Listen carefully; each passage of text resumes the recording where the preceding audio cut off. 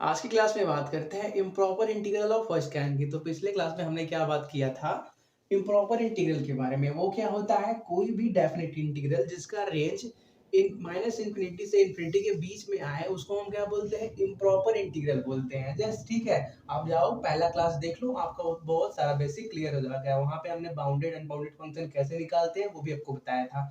तो देखो, आज का हमारा टॉपिक है improper integrals of first kind. तो कोई भी डेफिनेट इंटीग्रल, देखो ए से बी ही डिफाइंड होता है, ए से B F x D X, उसका जो रेंज क्या हो, रेंज हमेशा क्या है, इनफाइनाइट है। तो क्या कहलाएगा, वो इम्प्रॉपर इंटीग्रल कहलाएगा। इम्प्रॉपर इंटीग्रल का डेफिनेशन ही क्या है कि रेंज क्या है, इनफाइनाइट है। लेकिन अगर उसका क्या, उसका इंटीग्रेंड इंटीग्रेंड क्या आ जाए, बाउंडेड आ जाए, बाउंडेड, तब वो क्या बन जाएगा, दोनों को जब मिलाओगे तो क्या बन जाएगा, improper integral of first kind. Example की बात करते हैं, जैसे हमारे पास दिया हुआ है integration zero to infinity 1/1 plus X square dx। तो देखो यार, इसका ये क्या है, एक इम्प्रॉपर इंटीग्रल है। क्यों? क्योंकि देखो यहाँ पे ये ए ये बी है, बी की जगह पे क्या है, इन्फिनिटी है। तो मतलब सॉल्व करोगे तो रेंज कितना आएगा, इन्फिनिटी आएगा। लेकिन बाउंडेड है कि नहीं है, इसको चेक करते हैं। बाउंडेड अनबाउंडेड कैसे चेक होता है, पिछली क्लास में बताया था। क्या करना, एक्स की जगह एक बार इन्फिनिटी रखना, एक बार जीरो रखना। अगर रियल नंबर आए तो बाउंडेड है, अगर ना आए तो क्या है, अनबाउंडेड है। ठीक है, तो पहले क्या करते हैं, एक्स की जगह जीरो रखते हैं। तो 1/1 प्लस इंफिनिटी का होल स्क्वायर कितना आएगा, 1/, इंफिनिटी के बराबर आएगा। और 1/, इंफिनिटी क्या होता है, जीरो होता है। अब एक बार क्या करते हैं, एक्स की जगह जीरो रखते हैं। तो 1/1 प्लस जीरो, ये कितना आ गया, 1 आ गया। देखो, जीरो भी एक रियल नंबर है, 1 भी एक रियल नंबर है। मतलब ये जो फंक्शन दिया हुआ है जीरो से infinity 1/1 plus X square dx, ये बाउंडेड है। बाउंडेड का मतलब उसका जो लिमिट है वो दो पॉइंट के बीच में बना हुआ है, जीरो से वन के बीच। लेकिन जो उसका रेंज आएगा वो कैसा आएगा, इनफाइनाइट आएगा, जिसको हम बोलते हैं improper integral of first kind. तो अगर आपको कोई ऐसा केस मिले जिसमें क्या है, जो उसका लिमिट है इंटीग्रेशन का ए टू बी, जिसको हम बोलते हैं, वो क्या हो, इनफाइनाइट हो, और आप उसका इंग्रेडिएंट क्या हो, बाउंडेड हो, तब आप क्या करोगे। जैसे यहाँ पे देखो, यहाँ पे बी क्या था, इन्फिनिटी था, लेकिन इंटीग्रेंड क्या है, बाउंडेड है। तो हमको क्या चाहिए, हमको इसका कोई पार्टिकुलर आंसर तो निकालना पड़ेगा। इन्फिनिटी तो कोई जवाब तो होता है नहीं किसी क्वेश्चन का, कुछ तो निकालना पड़ेगा। तो देखो, अगर कोई आपको केस मिले ऐसे वाला, integration a to infinity f x D x, तो आप क्या करो, limit x approach to infinity integration a से लेके x F x D x. जहां पे कंडीशन ये है कि इस पॉइंट को सॉल्व करने के बाद हमेशा ही आपके पास एक रियल नंबर आना चाहिए। अगर इसको सॉल्व करने के बाद आपको हमेशा आपके पास हमेशा एक रियल नंबर आएगा, तो ये इसके बराबर लिखा जा सकता है। अगर ये रियल नंबर नहीं आया, इसका मतलब ये इसके बराबर लिखा नहीं जा सकता। ठीक है, जैसे हम इसको सॉल्व करते हैं, हमारे पास क्या था, हमारे पास क्या है, integration zero to infinity 1/1 plus X square dx। तो इसको हम क्या लिख सकते हैं, इस फॉर्मूले से, limit x approach to infinity integration zero to X F x D X. F X की जगह क्या है, 1/1 प्लस एक्स स्क्वायर, साथ में क्या, dx। तो आपको मालूम है इंटीग्रेशन 1/1 प्लस एक्स स्क्वायर किसके बराबर होता है, tan इनवर्स एक्स के बराबर होता है। तो ये कितना आ जाएगा हमारे पास, tan इनवर्स एक्स, लिमिट कहाँ से कहाँ तक लगेगा, जीरो से एक्स तक।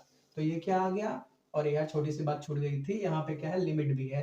तो limit x approach to infinity, ठीक है। तो ये क्या बचेगा, limit x approach to infinity tan inverse X minus tan inverse zero. आपको एक बात मालूम होगा, जब हम क्या करेंगे, यहाँ पे x का वैल्यू को इंफिनिटी रखेंगे तो क्या हो जाएगा, tan inverse infinity.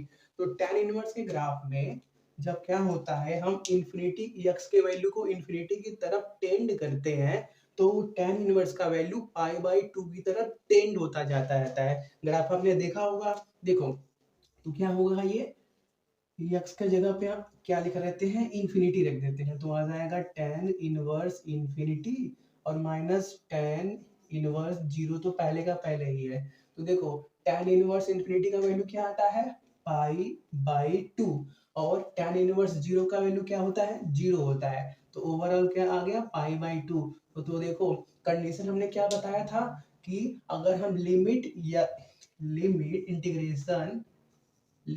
x approach to infinity integration a to x fx dx रखते हैं, अगर वो एक रियल नंबर आता है तभी हमारा इक्वेशन सही है। यही बात हमने आपको बोला था।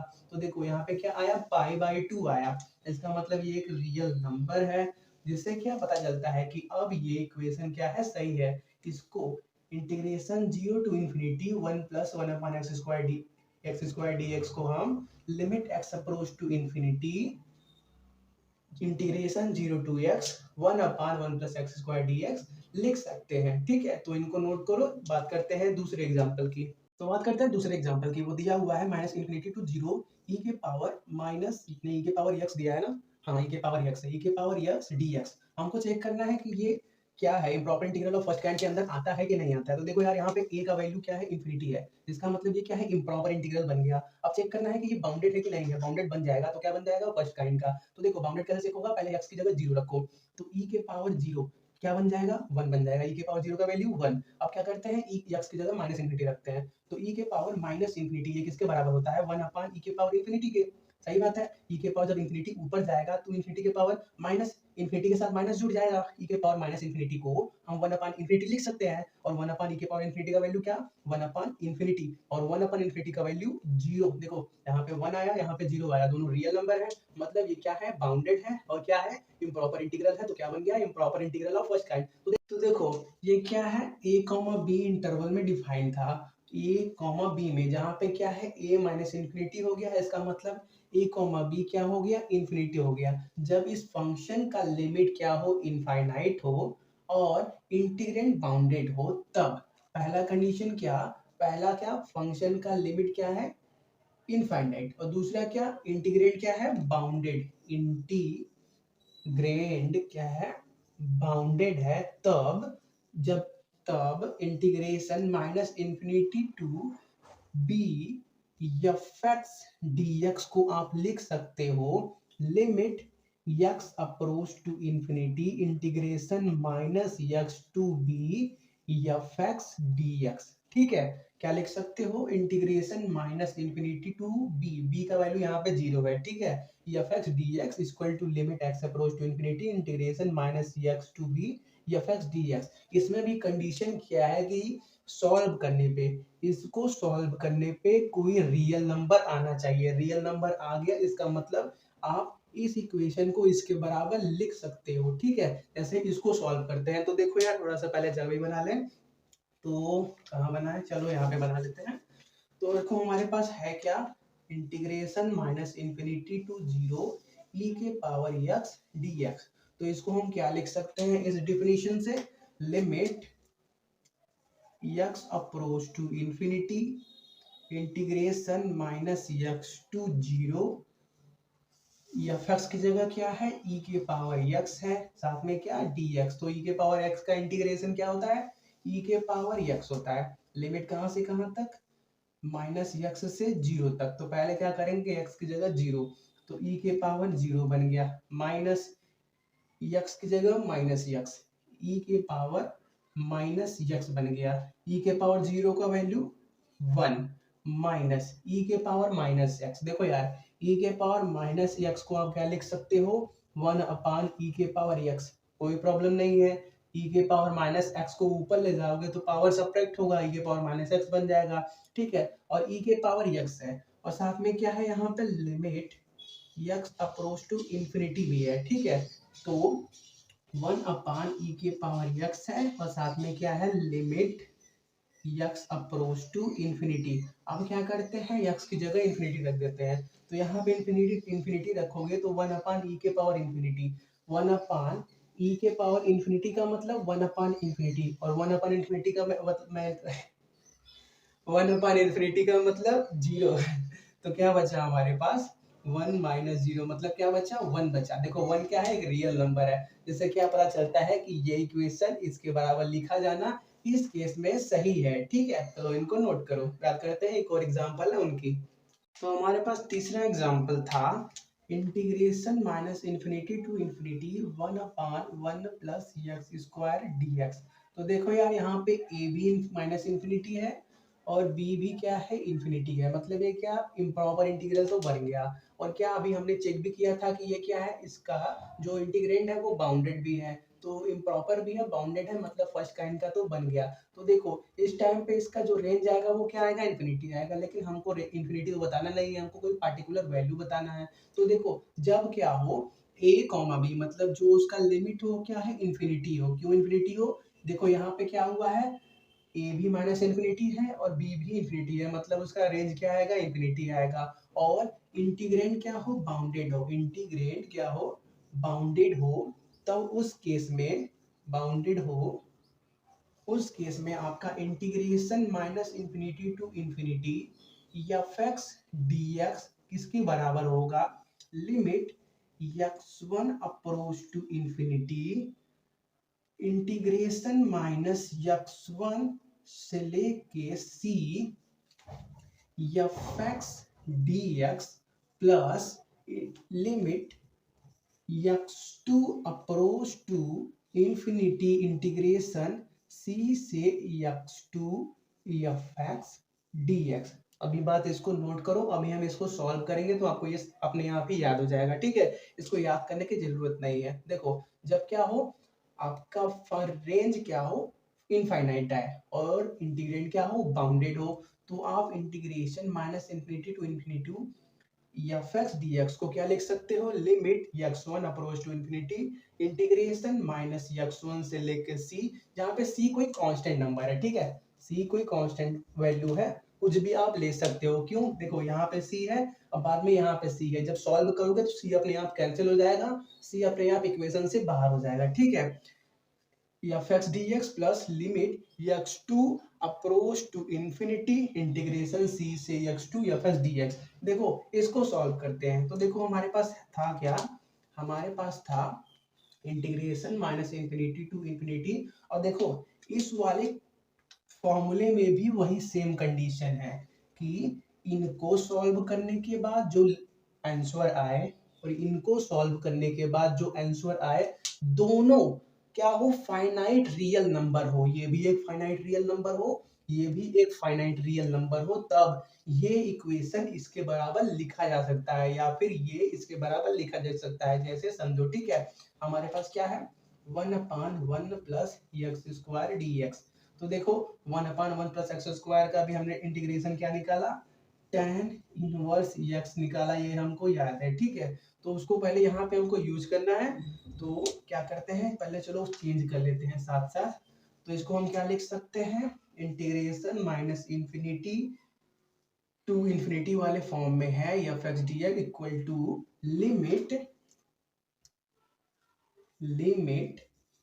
x1 approach to infinity integration minus x1 से लेके c 1/1 plus X square D X plus limit x2 approach to infinity integration c से x2 F x D X. F X की जगह क्या है, 1/1 plus X square D X. ठीक है, तो अब क्या करते हैं, साथ में सॉल्व करते हैं। देखो यहाँ पे क्या होगा, limit x1 approach to infinity, इसका 1/1 प्लस एक्स स्क्वायर का इंटीग्रेशन अभी हमने देखा, क्या देखा, tan इनवर्स x।